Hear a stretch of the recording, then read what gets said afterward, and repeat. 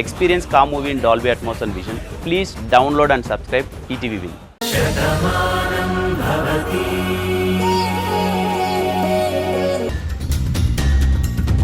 ఇదిగో మజ్జిగ తాగు. ఏంటి అలా చూస్తున్నావు? తను మన ఇంట్లో ఉంటుంది కదా. ఈ ఇంట్లో ఉన్న మనిషిని చూసుకోవాల్సిన బాధ్యత మనదే. తనకి ఎలాంటి లోటు రాకూడదు అని ఆ అమ్మ కూడా చెప్పింది. నువ్వేమో అన్ని పనులు చేస్తూ నెత్తి మీద పెట్టుకుంటున్నావు. దానికి మేము సేవలు చేయాల్సి వస్తుంది. తాగు.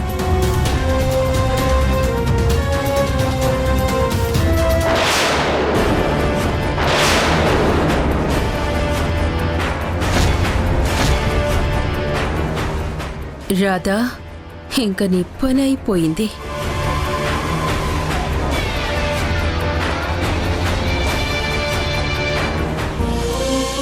చాందిని, ఈవినింగ్ వచ్చేటప్పుడు నీకోసం ఏదైనా తీసుకురమంటావా? నాకేం వద్దు పార్దు.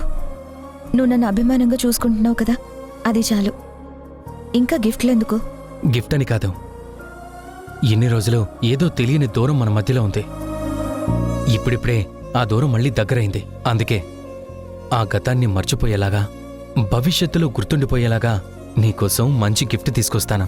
కాదనకు. నా జీవితానికి నువ్వే పెద్ద గిఫ్ట్. అంతకు మించి గిఫ్ట్ ఇంకేం ఉండదు. అయినా నీ ఆనందాన్ని నేనెందుకు కాదండం? నీ ఇష్టం. సరే, వస్తాను. సరే.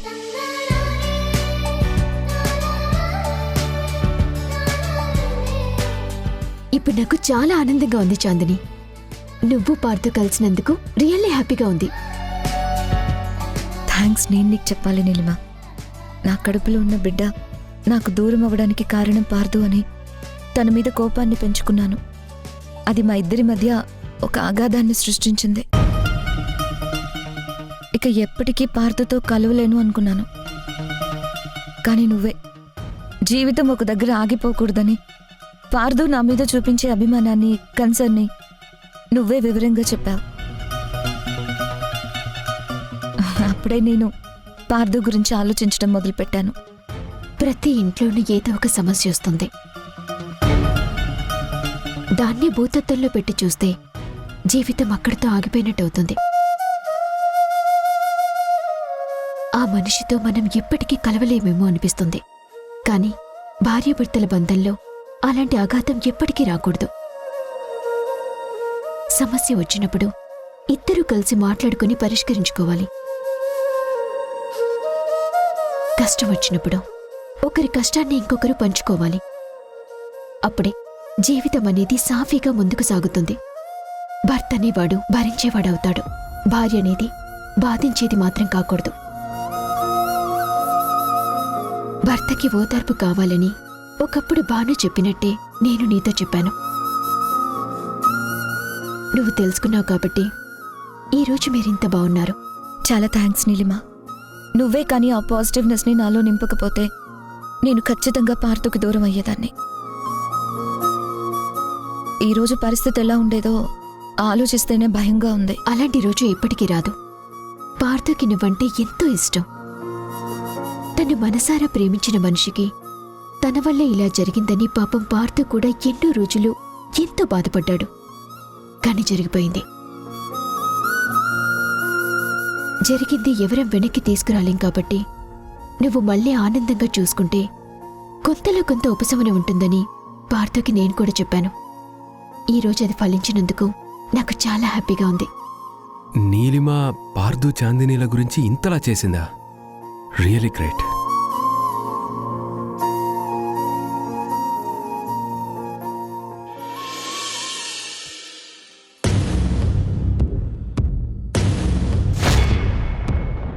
ఇదేంటి, నేను కలిపిన మందు వల్ల రాధకి ఈ పాటికి కడుపు నొప్పి స్టార్ట్ అవ్వాలి కదా, ఇంకా కడుపు నొప్పి రాలేదేంటి? ఇది గతం మర్చిపోయినా దీని ఆరోగ్యం చాలా బాగున్నట్టుంది. అందుకే మందు లేటుగా పనిచేస్తుందో ఏంటో ఇది కడుపు నొప్పితో గిలగిలా కొట్టుకుంటూ ఉంటే నా తమ్ముడొచ్చి ఏం జరిగింది రాధా అని బాధపడాలి. వాడు దీన్ని హాస్పిటల్కి తీసుకెళ్లినా ప్రయోజనం లేదు అని చెప్పేయాలి. అప్పుడు కదా నేను ప్రశాంతంగా ఉంటాను.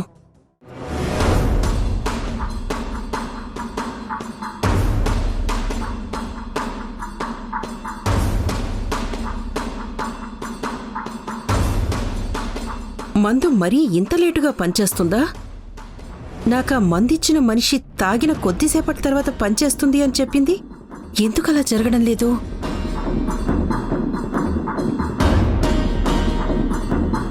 అమ్మా, ఇక్కడేం చేస్తున్నావు?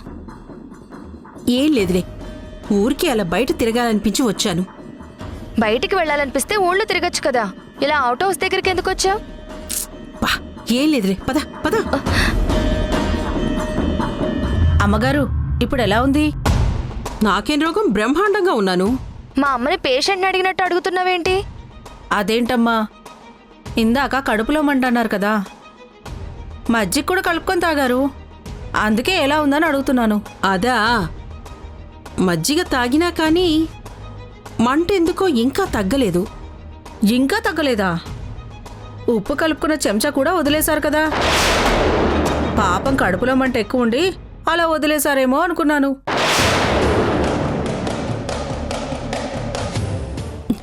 ఏంటి నువ్వనేది? చెంచా ఉన్న గ్లాస్ వదలడం ఏంటి? భలే వారమ్మా, మీరే కదా 2 గ్లాసులు పెట్టారు. ఒకటి మీరు తాగారు, ఇంకో గ్లాస్ రాధమ్మకు కూడా ఇచ్చారు. ఆ అమ్మ మీద మీకెంత కోపమున్నా పాపం కడుపుతో ఉందన్న ప్రేమ కూడా ఉంది.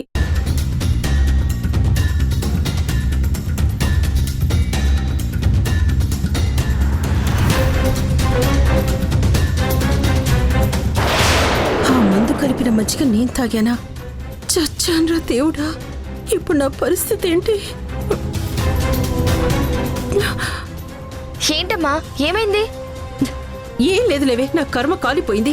అదేంటమ్మా, ఇప్పటివరకు బానే ఉన్నావు కదా, ఇంతలో ఏమైంది? ఇంకొక మాట అడిగేవంటే నేనేం చేస్తానో నాకే తెలీదు.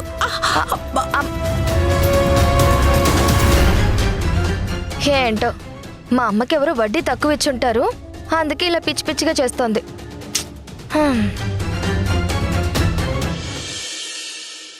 ఏంటి మేనేజర్ గారు ఇది? మీరందరూ ఉన్నారు, ఫ్యాక్టరీని చూసుకుంటారనే కదా మిమ్మల్ని నమ్మి మేము ఊరుకున్నాం. మీరు కూడా ప్రాబ్లమ్స్ అని మాతో చెప్తే మేమేం అవ్వాలి? ఇప్పటికే మాకున్న ప్రాబ్లమ్స్ మేము తలలు పట్టుకున్నాం. ఇప్పుడు మళ్ళీ మీరు కొత్తగా మాకు హెడ్ఏక్ తీసుకురాకండి. మీరు ఎప్పటి నుంచో ఉన్న వ్యక్తి, మీరు కూడా ఇలాగ నేనేమీ చేయలేనని చెప్పడం ఏంటి? అసలు అది నాకు అస్సలు నచ్చడం లేదు. ఆంటీ, ఒకప్పుడు నేను ఇంట్లోంచి వెళ్ళిపోవాలని బామ్మతో సహా అందరూ కోరుకున్నారు. కానప్పుడు ఏం చేసైనా సరే నేను ఇక్కడే ఉండాలని నేను కోరుకున్నాను. కానీ ఎందుకు ఇప్పుడు నాకు ఈ ఇంట్లో ఉండాలనిపించడం లేదు. నేను ఇక్కడి నుంచి వెళ్ళిపోవాలనుకుంటున్నాను అంటే దయచేసి పర్మిషన్ ఇవ్వండి. ఏం నీలిమా, ఈ ఇంట్లో నీకేమైనా ఇబ్బందిగా ఉందా? లేదంటే, కానీ నా వల్ల ఎవరు ఇబ్బంది పడకూడదని ఈ నిర్ణయం తీసుకున్నాను. దయచేసి అనుమతి ఇవ్వండి, వెళ్ళిపోతాను. అలాగే, వెళ్ళిపో.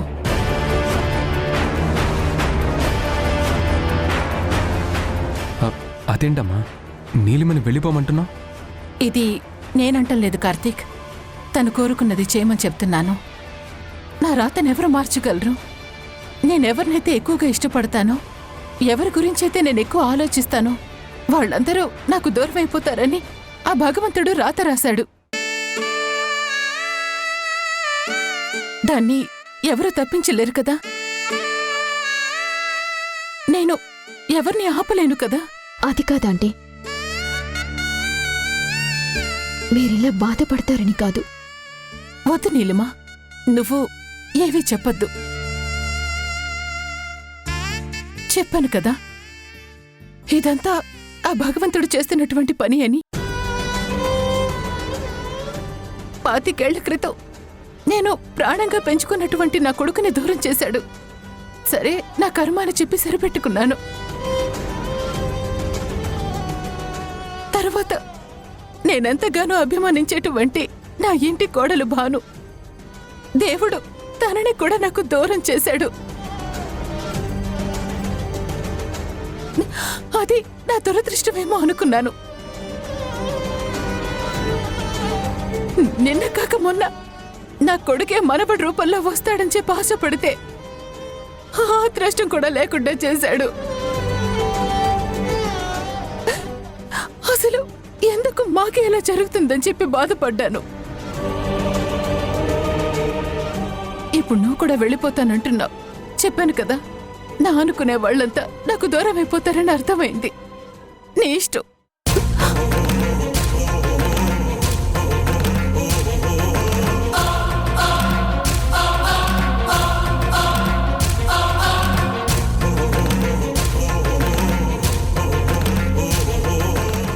అదేంటి నీలిమా, నువ్వెందుకు ఇలాంటి నిర్ణయం తీసుకున్నావు?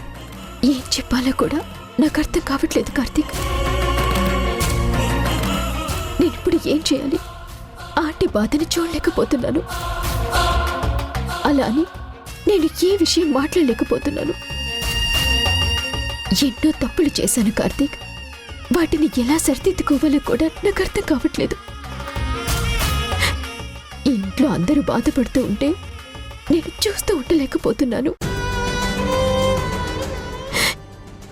ఏమని ఓదార్చాలో ఎలా ఓదార్చాలో కూడా నాకు తెలియటం లేదు. అందుకే వెళ్ళిపోవాలి అనుకున్నాను. కానీ ఆంటీ ఇంతలా బాధపడుతుంటే నేను కాలు బయట పెట్టలేను. కానీ ఒక్కటి కార్తీక్, నేను మనస్ఫూర్తిగా చెప్తున్న మాట ఇది. మీరందరూ బాగుండాలి, ఎప్పుడూ సంతోషంగా ఉండాలి. మళ్ళీ ఈ ఇల్లు ఒకప్పటి చిరునవ్వులతో సుఖ సంతోషాలతో ఉండాలని నేను కోరుకుంటున్నాను. అది జరుగుతుందన్న నమ్మకం కూడా నాకుంది. ఆ ఆనందాన్ని చూసిన రోజు అందరికీ ఆనందంగా చెప్పి నేను బయటికి వెళ్ళిపోతాను.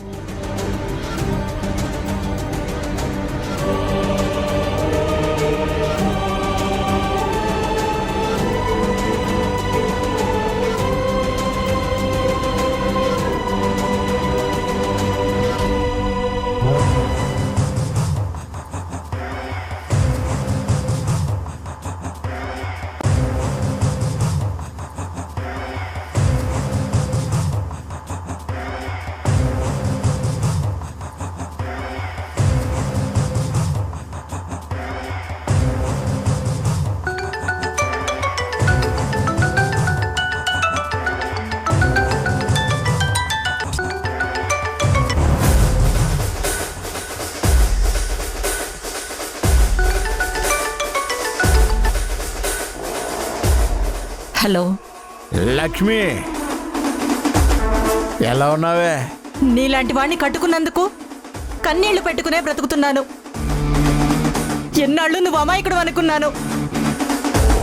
నా భర్త మంచివాడు స్వామి, అతనికి ఏ బాధ రాకుండా చూడు స్వామి అని కనిపించిన ప్రతి రాయికి మొక్కుకున్నాను.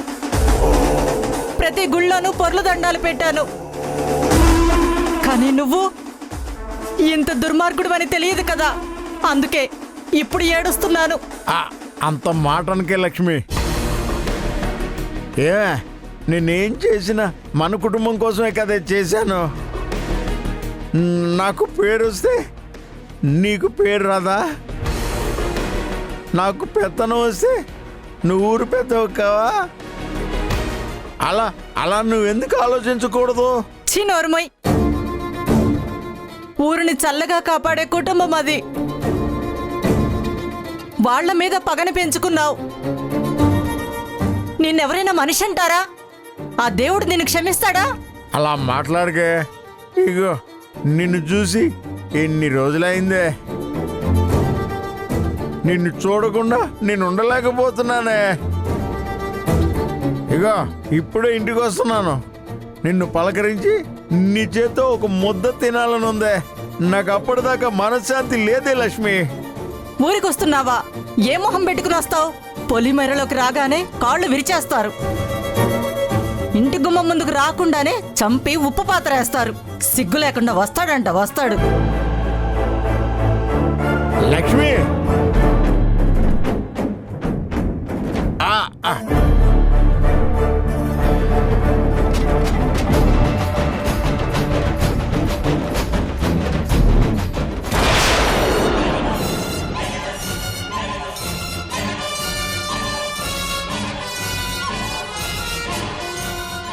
గ్లాస్ దించో. ఏ మిస్టర్, కళ్ళు నెత్తి మీద పెట్టుకుని నడుపుతున్నావా? లేదండి, సారీ, ఏదో టెన్షన్లో కంగారుగా. సార్, వీడు ఎవడో ఫుల్గా మందు కొట్టి ఫోన్ మాట్లాడుతూ డ్రైవ్ చేస్తున్నాడు సార్. ఏ మిస్టర్, నడు స్టేషన్కి. ఊరుకోండే, ఈ మాత్రం దానికి పోలీస్ స్టేషన్ దాకా ఎందుకు? ఇక ఏదైనా ఉంటే మనం మాట్లాడుకుందాం. ముందు నీకు మత్తు దిగే వరకు స్టేషన్లో కూర్చోబెట్టాలి, తర్వాత అన్ని మాటలు మాట్లాడతాను. నోరు మూసుకుని దిగు. కానిస్టేబుల్ తీసుకురా.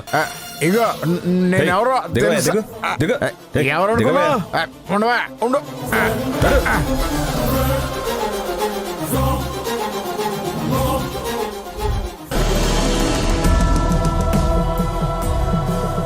ఎవరు చేసిన కర్మ వారనుభవించక ఎప్పుడైనా తప్పదన్నా. ఎవరు చేసిన కర్మ వారనుభవించక ఎప్పటికైనా తప్పదన్నా. అసలు సిసలు వడ్డీ ఫలితము అనుభవించక తప్పదన్నా.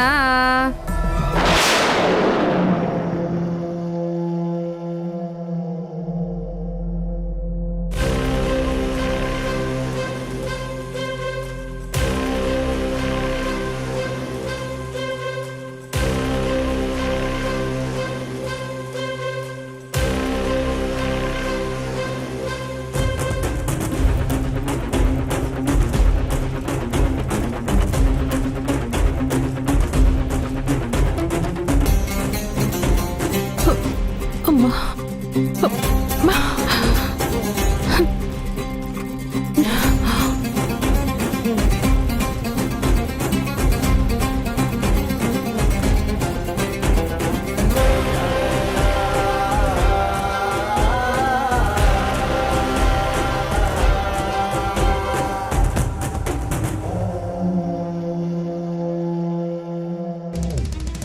రాముడంతటి వాడు రమణి సీతను బాసి పామరుని వలె ఏడ్చెనన్నా. రాముడంతటి వాడు రమణి సీతను బాసి పామరుని వలె ఏడ్చెనన్నా.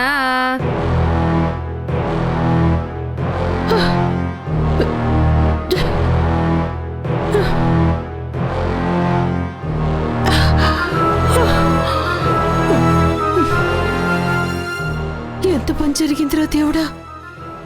ఆ రాధ కడుపులో ఉన్న బిడ్డ చనిపోవాలని నేను మందు తెచ్చాను. నా కర్మ కాకపోతే ఆ మందు నేను తాగడం ఏంటి? అమ్మా, 2 గ్లాసుల మజ్జిగ కలపకుండా ఉంటే అన్న బాగుండేది. ఒకే గ్లాస్ అయితే ఇలా జరుగుండేది కాదు. ఆ జ్యోతికి ఎక్కడ అనుమానం వస్తుందోనని 2 గ్లాసులు కలిపాను. నా చెప్పుతో నేను కొట్టుకున్నట్టయింది. అమ్మో, కడుపు నొప్పి పెరిగిపోతుంది బాబాయ్. ఈ బాధ నేను ఎవరితోనూ చెప్పలేను, అలాగని చావలేను.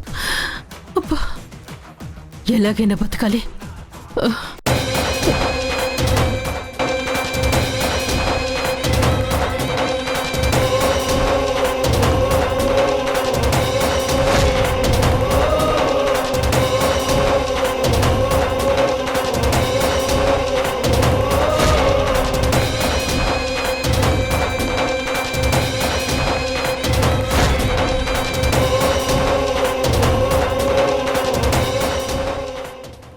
అనుకున్నదొక్కటి అయినది ఒక్కటి.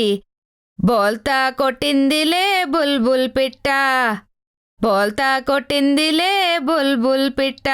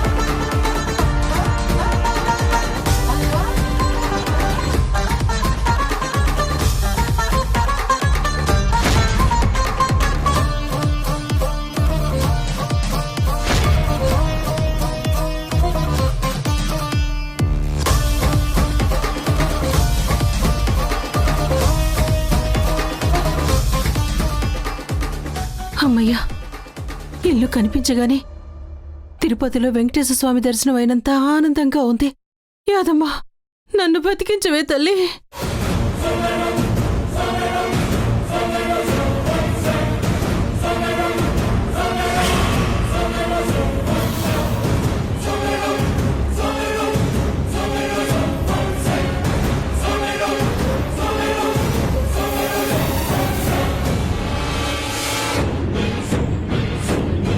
యాదమ్మా, యాదమ్మా, యాదమ్మా, బయటికి రా. యాదమ్మా, యాదమ్మా.